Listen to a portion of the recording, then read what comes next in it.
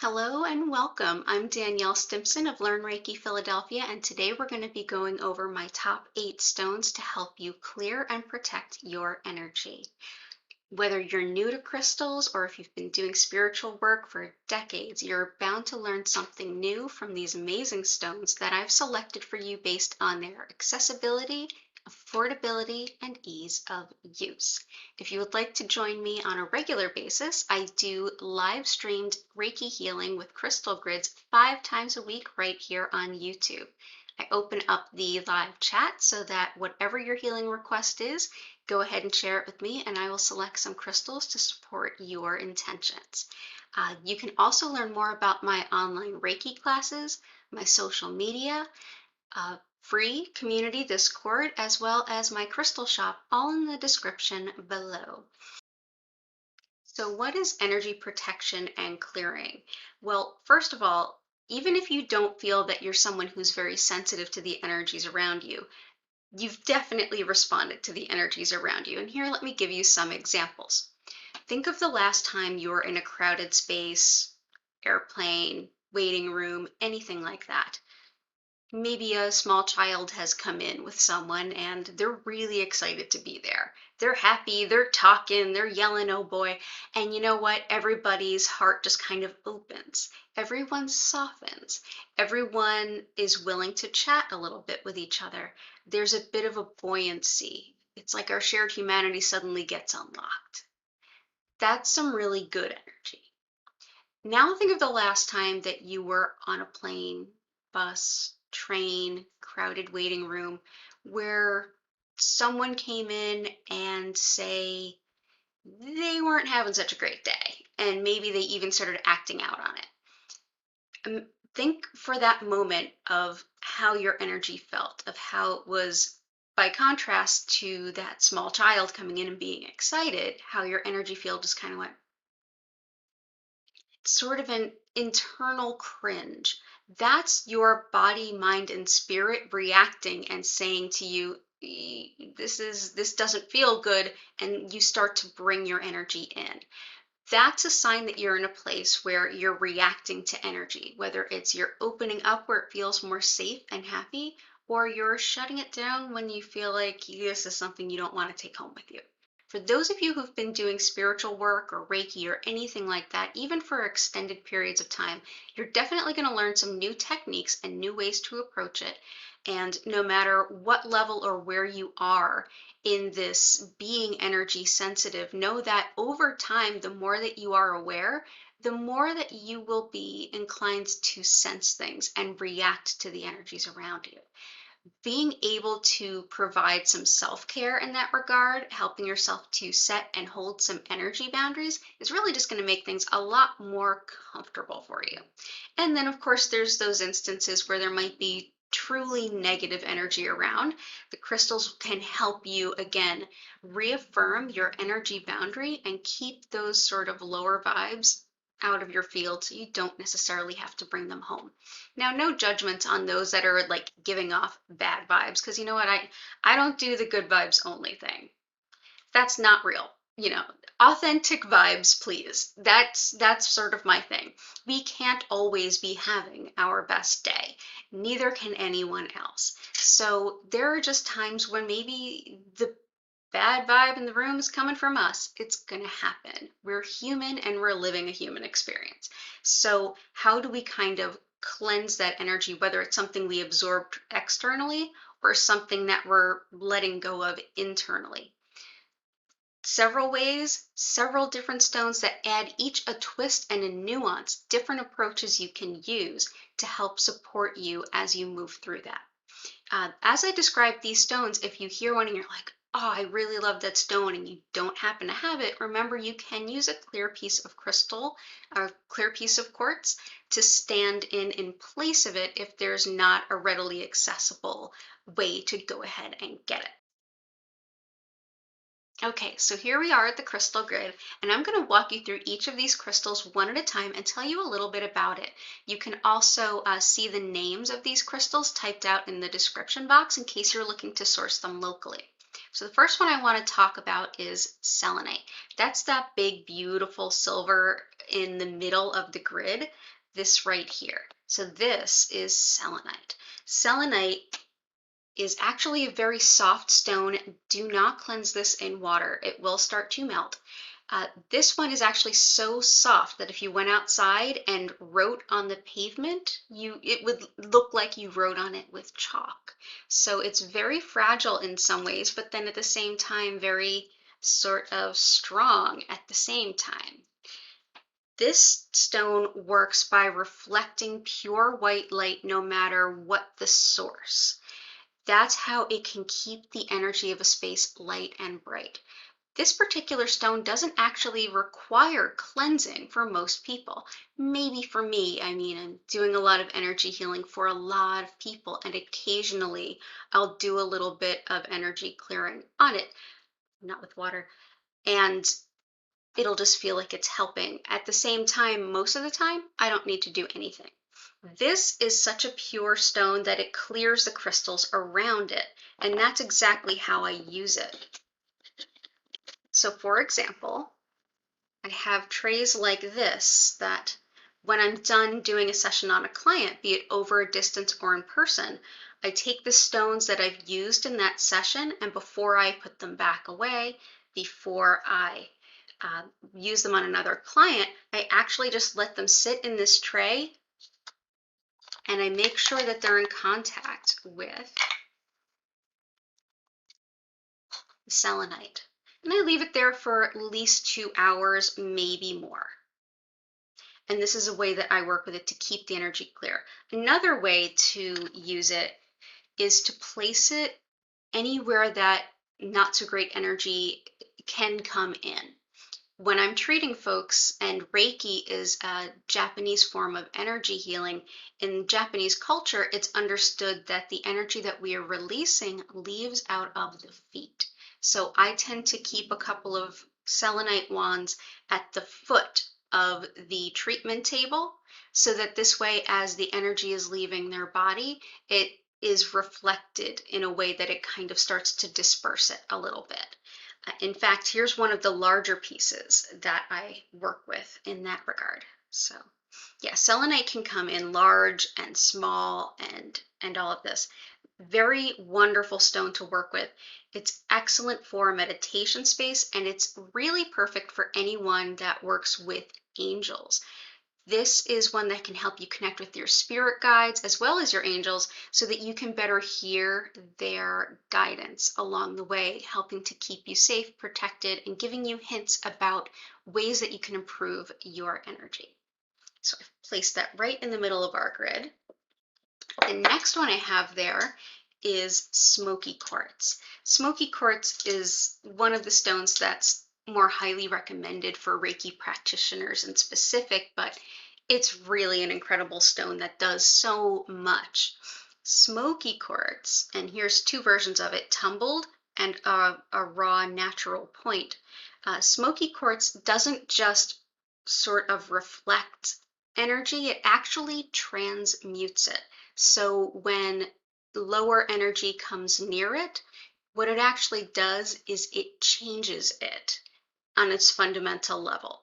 It also helps to optimize the flow of energy, helps to release energy blockages, and can even help ward off anger from others. For that reason, I've seen a lot of folks actually hang or keep Smoky Quartz in their car to help with other drivers, maybe with like road rage kind of things. I know taking the subways around Philadelphia, this is definitely one that I enjoy keeping around. It kind of keeps me clear, and it helps to recycle that energy and leave it better than it was first found.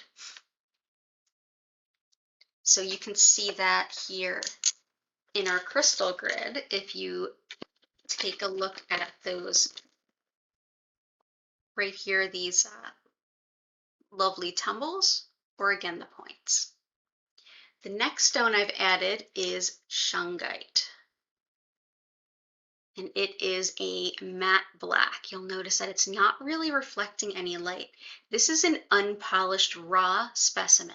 You may also see them online when they are polished, and they may have a sheen to them. It's still very likely Shungite. Shungite is used, as above, so below. And by that, I mean, as it does here on this earth, it also does in a spiritual way. This is very much the case. Shungite may even be in your water filtration system. Now, I wouldn't suggest going to a crystal shop, grabbing a piece of shungite, and putting it in your water bottle, at least not directly. And reason being, they haven't been handled in a way that is in keeping with it being used close to ingestion. You don't know what else it has come in contact with. And that's a big deal with shungite because it works by absorbing those negative lower vibes. And that's how it works in water filtration. It absorbs those things that our body really doesn't need and would be better served to not have. That being said, you don't just want to grab it off a shelf and throw it in a bottle, because we don't know where it has been or what it has absorbed. I generally don't advocate putting any stones in water directly and drinking them. You can do a double decant method where it's, say, a jar inside of a bowl where the stone itself is not actually touching the water, and that's a great, safe, beautiful way to make crystal essences. If you would like me to do a deep dive into how to do that, let me know in the comments and I'll happily make a video on it. But back to shungite. It's wonderful at absorbing all of those lower energies, and it does it over a long period of time. If you're somebody that wants to get into crystals, or you're already into it, but you're somebody who doesn't have a lot of discipline around it, or maybe it's in a place or in a space where you don't get a lot of time to do a lot of spiritual work, like your office. This stone kind of hidden around in little places, potted plants, behind the pictures on your desk, something along those lines. This stone could be really superb to sort of do this over the long haul. Definitely though, when you do think about it, you want to make sure that you get the stone nice and clear, because as it's absorbing these energies, we want to make sure that we kind of release them out. You can use a piece of selenite to let it sit on there, say overnight or so. You can also place it over Epsom salt or sea salt, and I'll actually show you an example of that. This is just a simple wooden box that I have. Just looks like something that would be on a desk. Maybe you have your nameplate on there. When it slides open, this is Epsom salt, just plain old from the drugstore. Epsom salt will work just fine. You can, of course, infuse your salts, put anything else in there, say fresh rosemary or even dried rosemary. That can help ward away not great energy.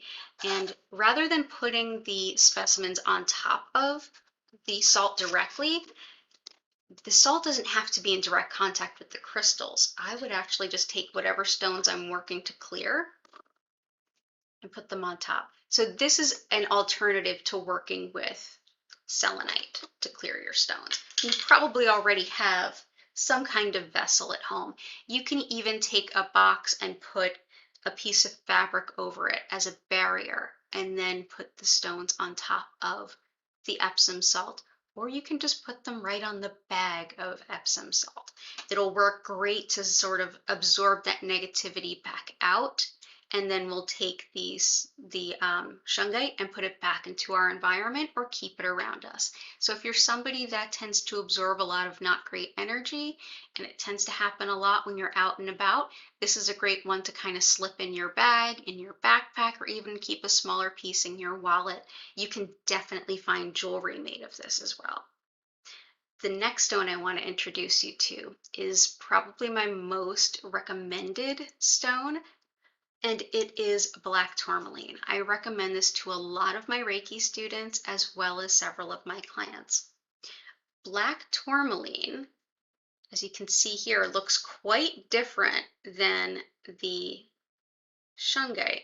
The shungite was matte colored. Unless it's polished, it's just flat black. It doesn't reflect any light. This, on the other hand, reflects a lot of light. Here's another specimen right here. You can see that there's little glints of light coming off of it, whereas the shungite is just totally matte. It also works in the reverse way of shungite. Where shungite absorbs negative energy, black tourmaline repels it. and powerfully. This is a stone you can keep with you. You can place around your property line. You can get like smaller versions of it, or even crush them up and just sort of put a ceremonial line around your property. When I was living in South Philly and I had some neighbors that were super, I did myself a favor and I made myself some beautiful new curtains.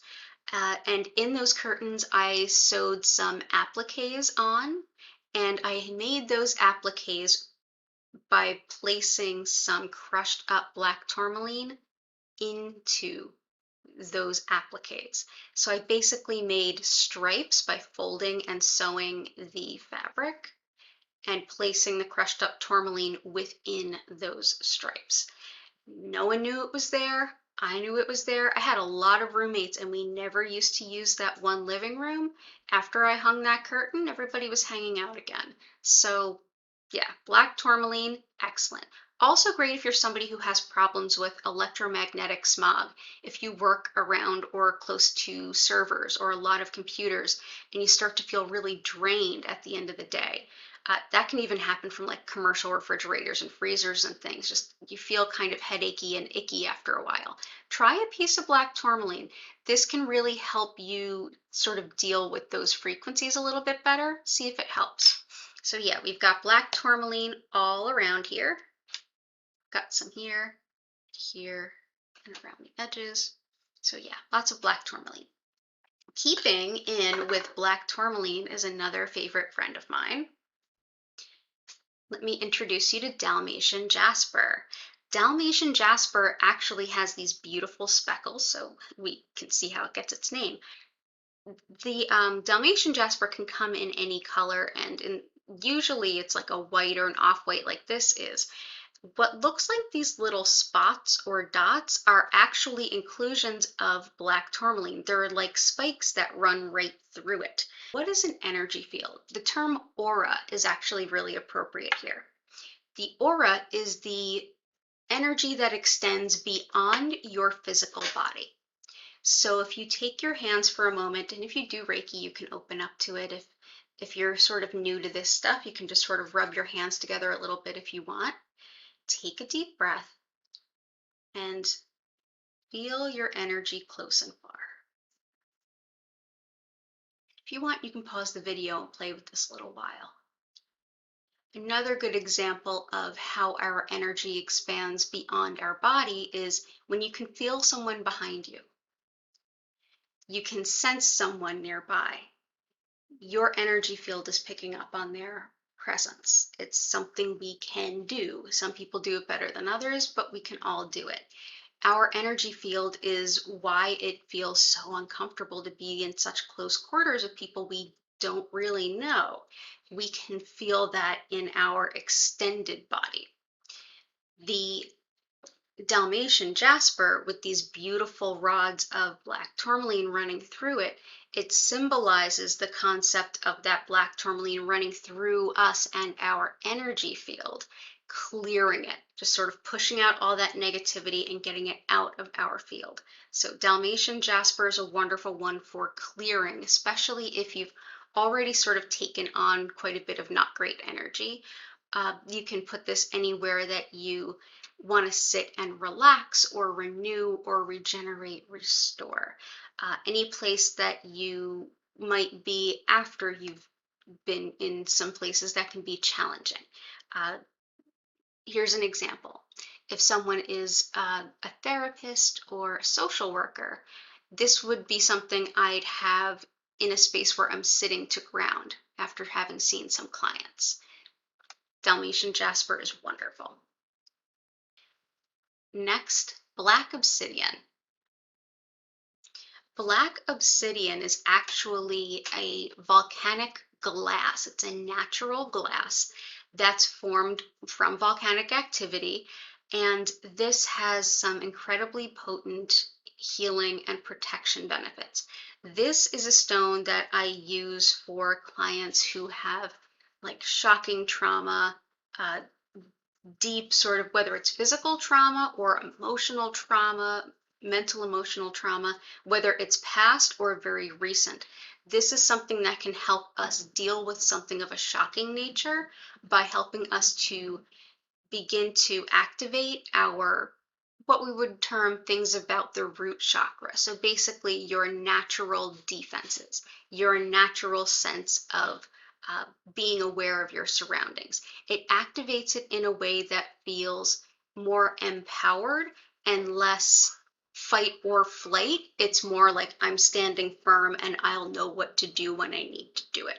It helps us reestablish that what is threat and what is standing firm kind of boundary for us. It's also wonderful to help us see our own shadow self. Shadow work is something that gets kind of a weird tinge about it in some circles because it sounds spooky. It's in the shadows. Well, it's not spooky. Shadow self is the part of us that we might not want to acknowledge is there. It's the deeply hidden and buried wounds that we've kind of turned a blind eye to, that our ego has sort of placed a scab over or a mirror over and said, nope, nothing to see here. Just, pay no attention to that man behind the curtain.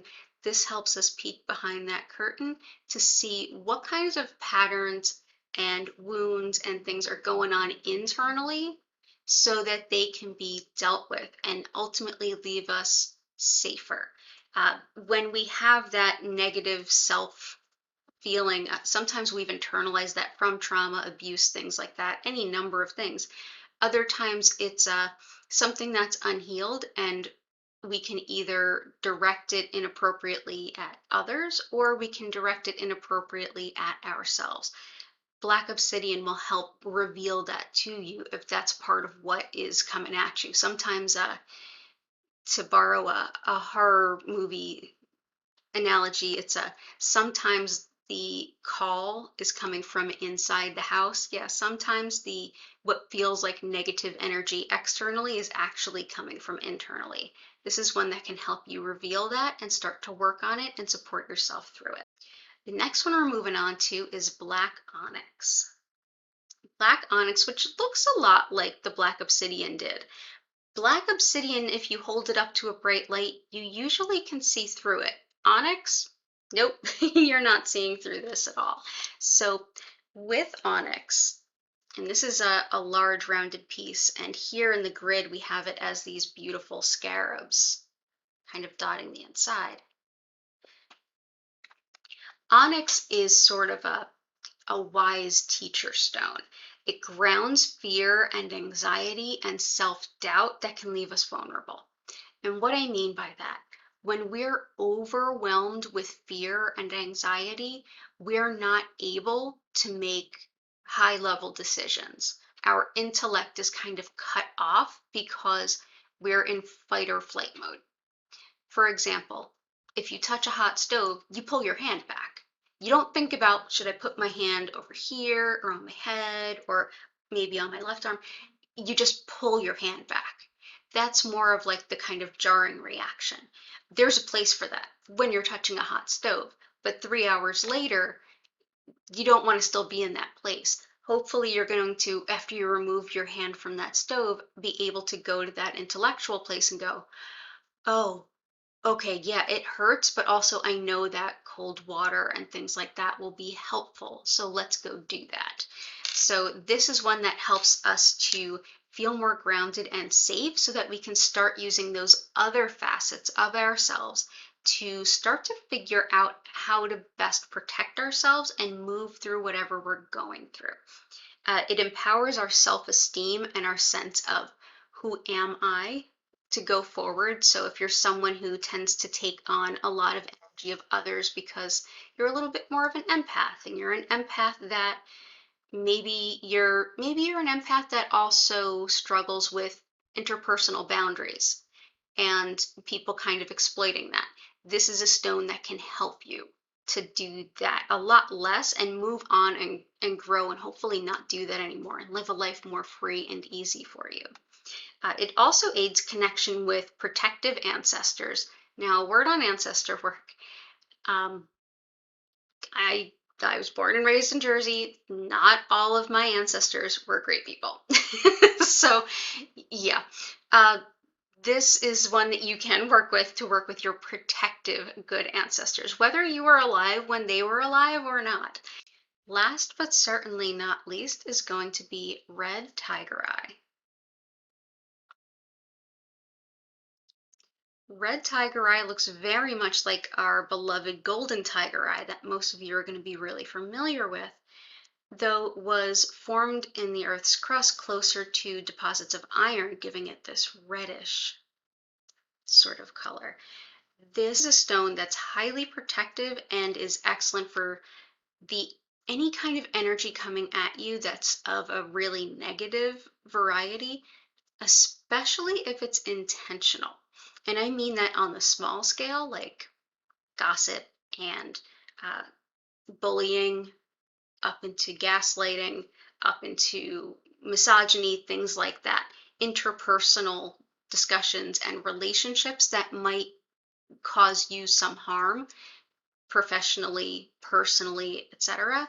It's also excellent for the big deal stuff like that. So intentional negative energy work, things like psychic attack. This is a perfect stone to keep nearby if you suspect anything like that, if you are around someone that kind of has it out for you, including just, say competitors in your profession, or maybe some unbalanced colleagues, or perhaps some unbalanced family members, whatever it might be. This is a stone that can help seriously keep that stuff at bay. It's also an excellent stone for manifesting money in a hurry, so, keep that nearby. I like to bring in copper, no matter what the grid is for, no matter what my intention. Copper helps to optimize the movement of energy in just the same way it helps optimize the movement of electricity, which is why we use it in wires. So I've gotten some of those tucked in here just to help keep the energy flowing. Now, do you need to make a big elaborate grid to do any kind of energy healing? No. Or to keep your energy clear and protected? No. But you can.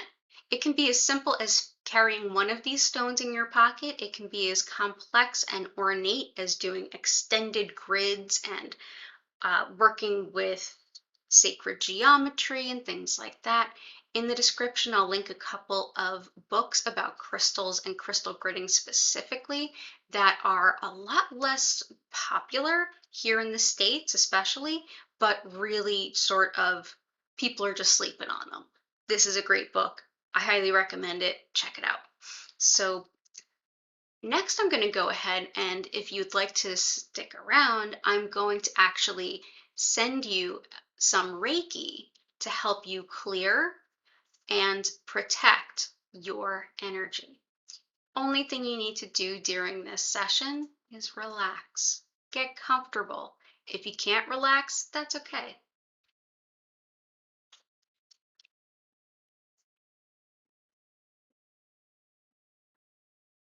So now we're going to move into the energy healing portion. I encourage you to go ahead and just get physically comfortable wherever and whenever you happen to be. Lay down, sit up, doesn't matter. Move around and incorporate this healing and my sending of Reiki and the crystal energy to you in your protection work, in your spiritual clearing work. Whatever seems to suit you is perfectly fine. Because Reiki energy is an energy that is flowing through all of us at all times, that we're all interconnected with and we all have access to it, essentially connecting with it regardless of space and time is something that even a mid-tier Reiki practitioner can do. I would say anyone can do, to basically connect with the energy that we already have running through us.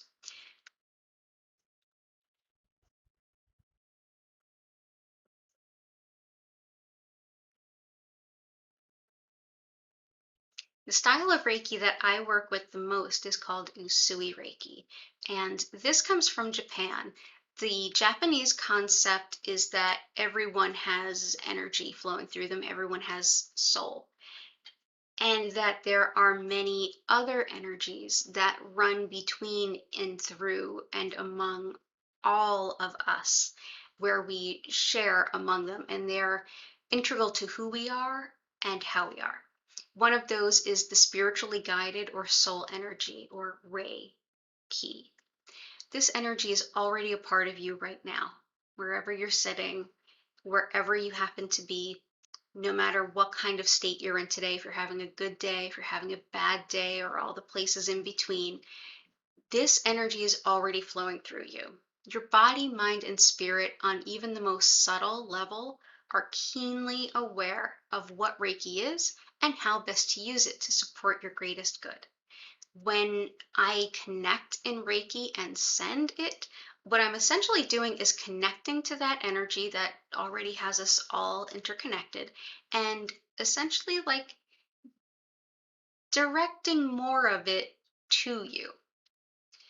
And your body, mind, and spirit will start to utilize that energy in the way that best supports you today.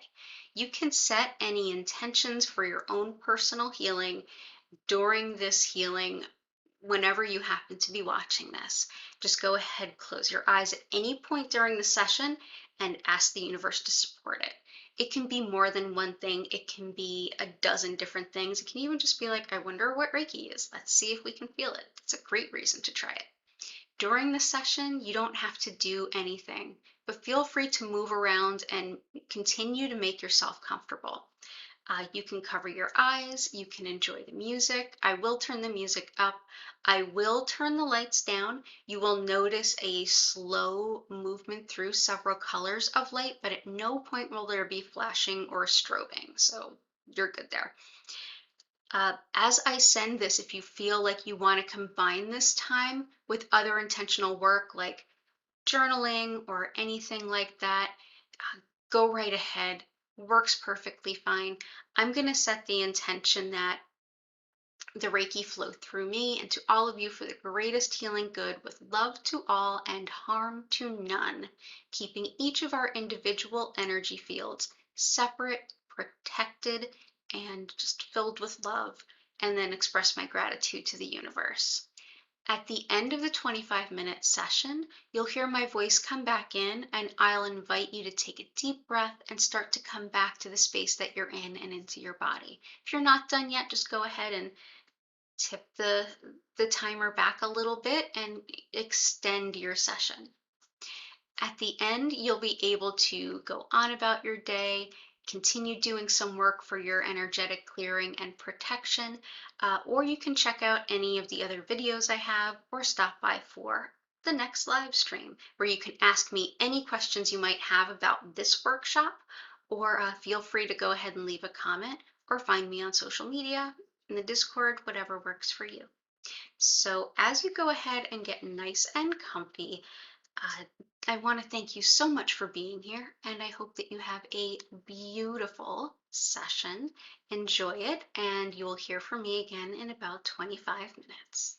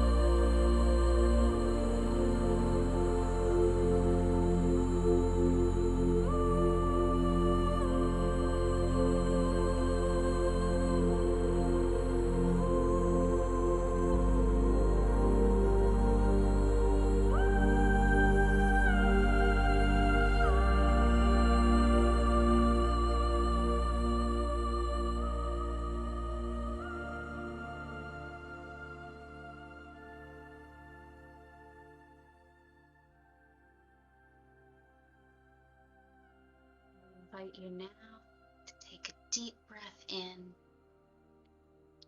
and out.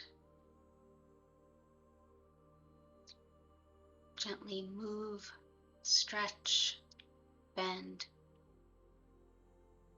Wiggle your fingers and toes.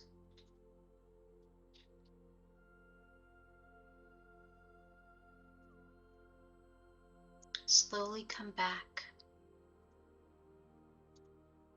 knowing that you can always come back to this session anytime you like.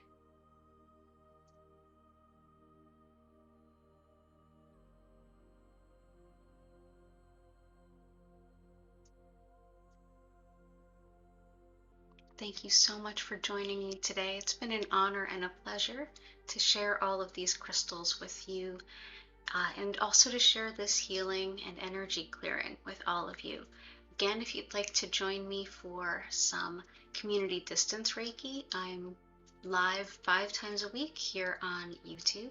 You can go ahead and subscribe with notifications on so you don't miss an opportunity, or check out the regular days and times. Yes, there's a set schedule in the description. And you can also learn more about me, online Reiki classes, social media, Discord, all that good stuff in the description, or by visiting learnreikiphiladelphia.com.